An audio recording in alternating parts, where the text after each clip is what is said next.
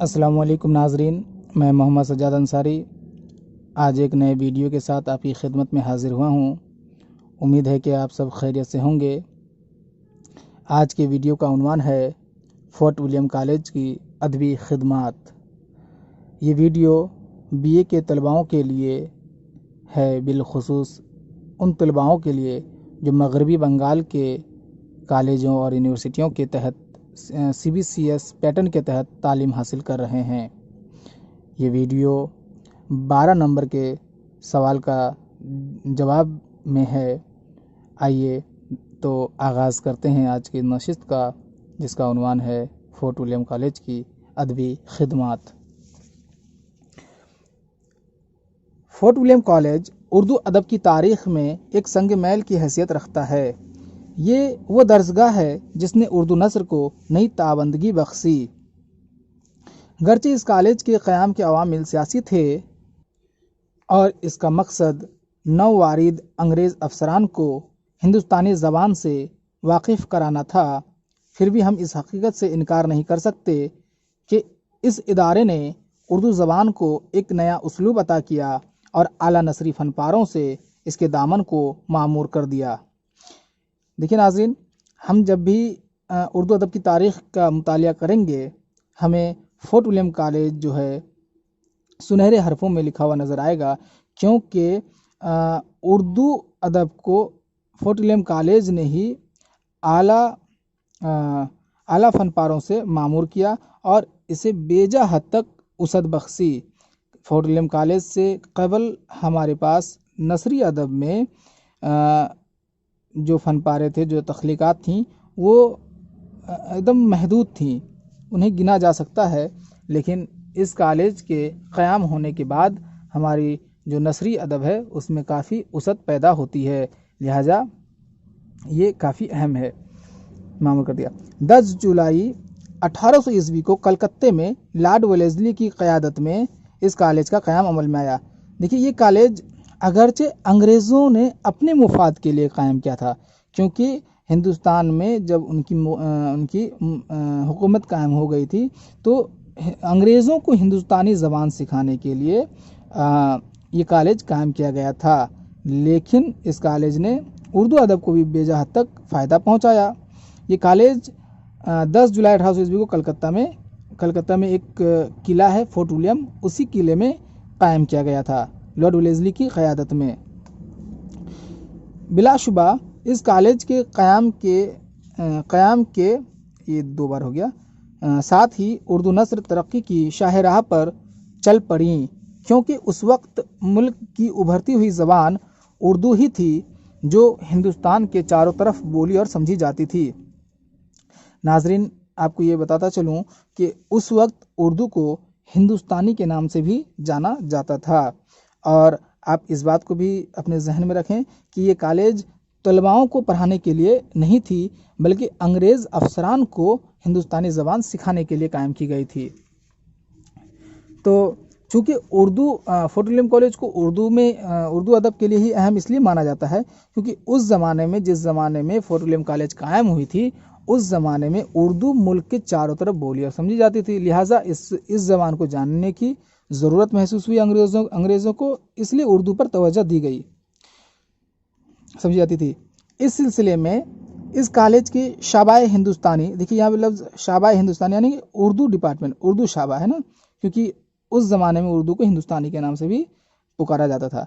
शाबाए हिंदुस्तानी के सदर doctor John बारथोई Gilchrist के खिदमत नाकाबिले फरामोश हैं।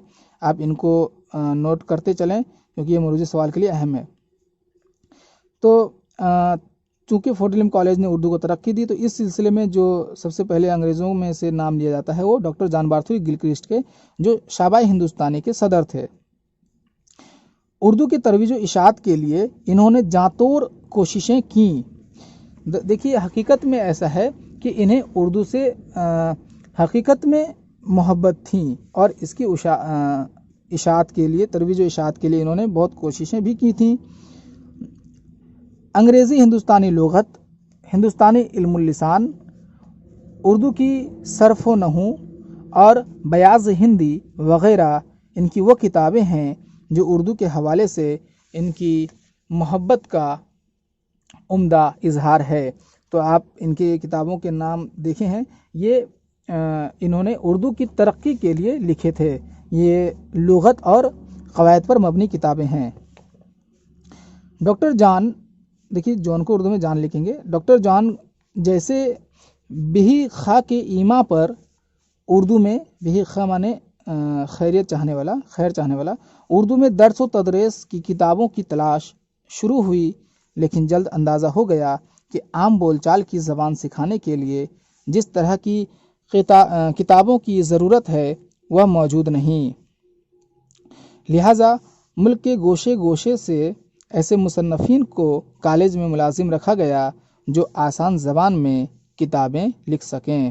دیکھیے اس سے قبل فورٹ ولیم کالج سے قبل جو یعنی 1800 سے قبل جو ہمارے اردو نثر میں جو نثر کی جو مثالیں ہیں وہ مقفع اور مسجع ہیں، سادہ نثر نہیں ملتی ہے، لہٰذا اس نثر سے عام بول چال کی زبان تو سکھائی نہیں جاتی، اس لیے ملک کے کونے کونے سے جو ہے مصنفین کو بلایا گیا، ایسے مصنفین کو ملازم رکھا گیا جو سادہ زبان میں یعنی آسان زبان میں جو ہے وہ لکھ سکیں۔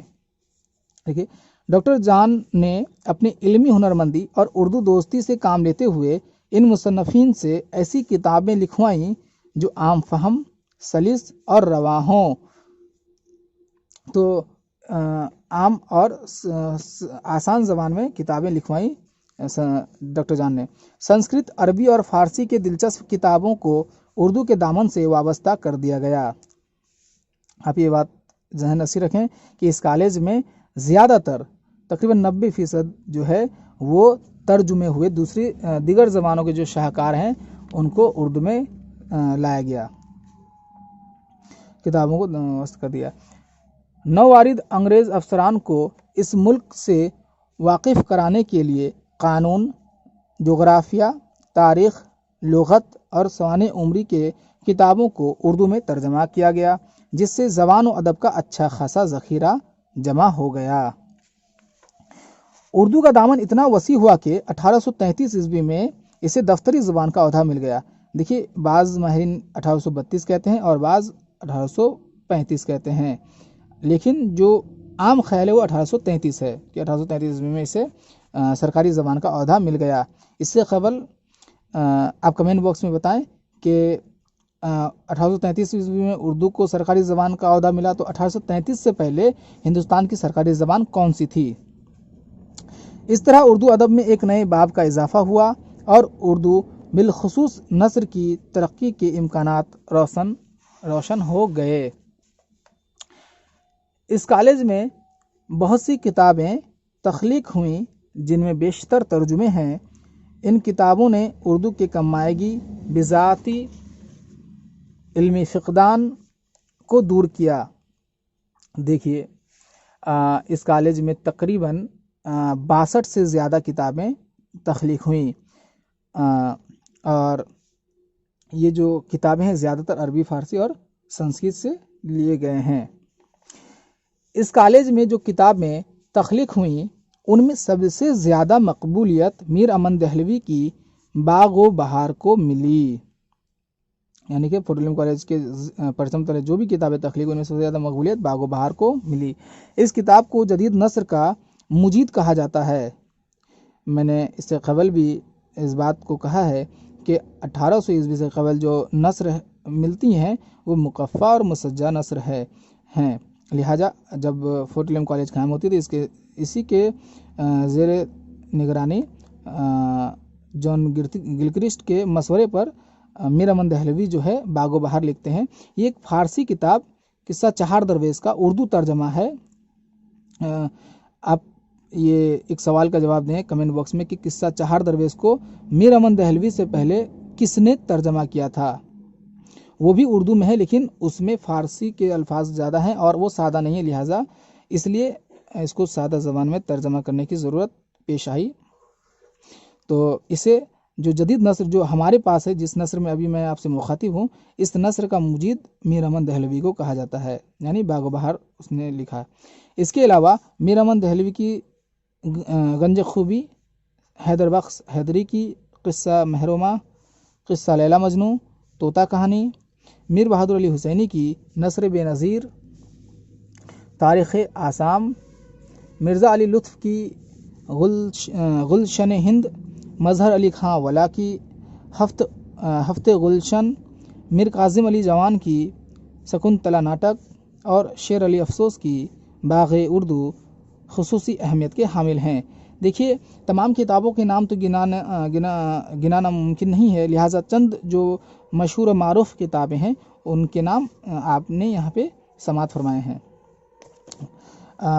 اس کالج کے پرچم تلے جو کتابیں تخلیق ہوئیں ان کا دور رس اثر ہر طرف پڑا۔ ملک کے گوشے گوشے میں جو ادب لکھا گیا اور اس میں سادگی اور پرکاری کے ساتھ زبان کے صفائی کے جو نقوش دیکھے گئے وہ اسی کالج کی دین ہے۔ علم و آگہی کا یہ مینارہ نور آج ماضی کی یادگار بن گیا ہے، لیکن برسوں پہلے اس گہوارۂ ادب نے اردو نثر کی جو شمع فروزاں کی تھی، اس کی لو کبھی مدھم نہ ہوگی اور ہر دور اس کی عظمت کو سلام پیش کرتا رہے گا۔ یعنی یہ ہے کہ فورٹ ولیم کالج کے پرچم تلے جو بھی کتابیں تخلیق ہوئیں ان کا دور رس اثر، یعنی کہ اسی نثر کے انداز میں جو ہے ملک کے تقریباً حصوں میں نثری کتابیں لکھی جانے لگیں، لیکن 1825 عیسوی میں قدیم طرز پر ایک کتاب آتی ہے۔ آپ کو اس کا نام بتانا ہے کہ 1825 عیسوی میں قدیم نثری طرز پر ہی کتاب تخلیق ہوتی ہے، وہ کون سی کتاب ہے؟ لیکن آپ یہ جانیں، عمومی جائزہ یہ ہے کہ 1800 عیسوی میں جب یہ کتاب لکھی جاتی ہے، اس کے بعد اور تقریباً جتنی بھی کتابیں فورٹ ولیم کالج کے زیر نگرانی لکھی گئیں سب عام فہم اور سادہ انداز میں لکھی گئیں، کیونکہ جو انگریز افسران کو ہندوستانی زبان سکھانی تھی، اس لیے وہ اگر پیچیدہ ہوتا تو ممکن نہیں ہوتی۔ فورٹ ولیم کالج میں انگریزوں کو سکھانے کے لیے قصہ خواب بھی ہوتے تھے جو قصہ کہہ کر سناتے تھے۔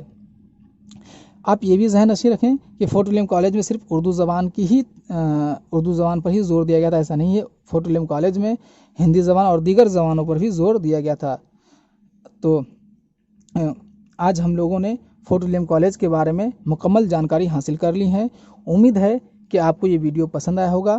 اگر آپ کو یہ ویڈیو پسند آیا ہو تو آپ اسے زیادہ سے زیادہ شیئر کریں، اور آپ کو اگلا ویڈیو کس موضوع پر چاہیے آپ کمنٹ باکس میں اس کا اظہار کریں، اور آپ سے جو سوالات پوچھے جاتے ہیں برائے مہربانی اس کا جواب کمنٹ باکس میں ضرور دیں، اس سے مجھے آپ کی تیاری کا اندازہ ہوتا ہے۔ اب اجازت دیجیے، السلام علیکم۔